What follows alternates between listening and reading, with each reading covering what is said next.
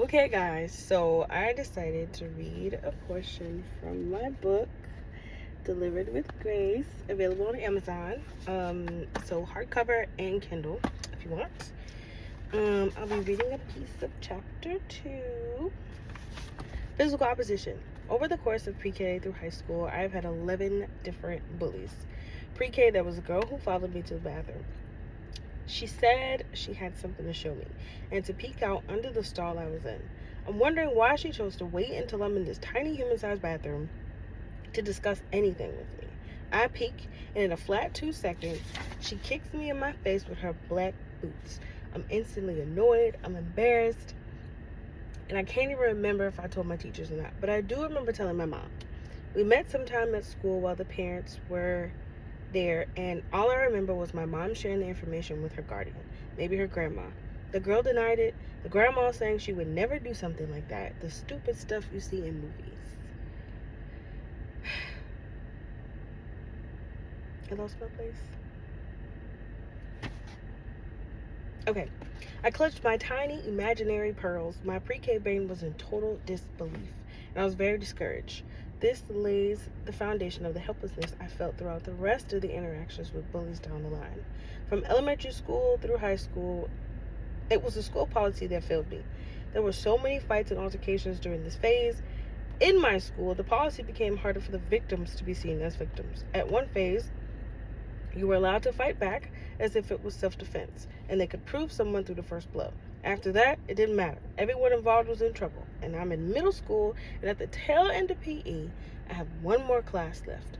I'm sitting in the bleachers on the girls' side, and I'm looking with someone in this book based on a TV show. You know, the ones with the posters in the back? Both of us were picking our favorites. Well, girl 1 comes out of the locker room and interrupts our conversation out of nowhere, saying, "My mama and my granny's hair looks better than yours."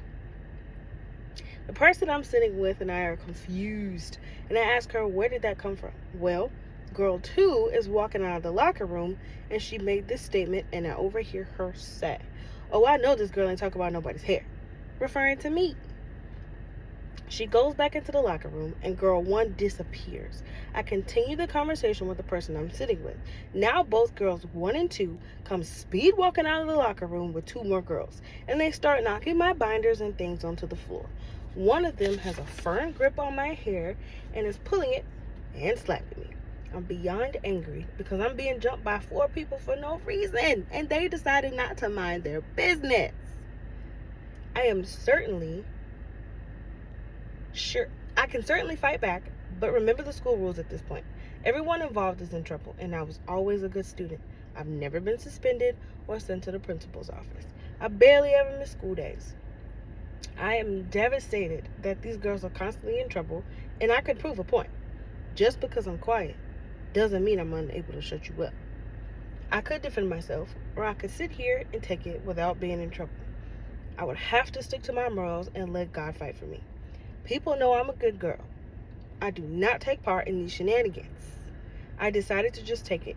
In a gym full of people watching, family and friends, and no one helped, guys or girls.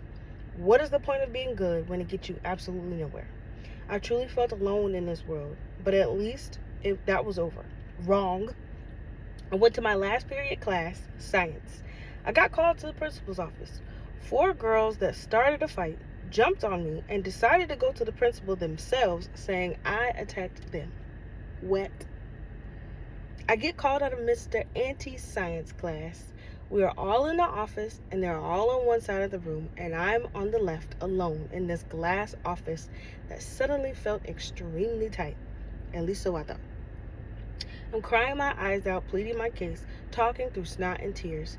We just got a new principal, and the last one knew me by name because he knew my mom and had been the administrator in the school system for several years. They had their clique, but God's protection covered me. The principal didn't believe any of them. Instant vindication under false accusation. Welcome to the story of my life. Buy the book!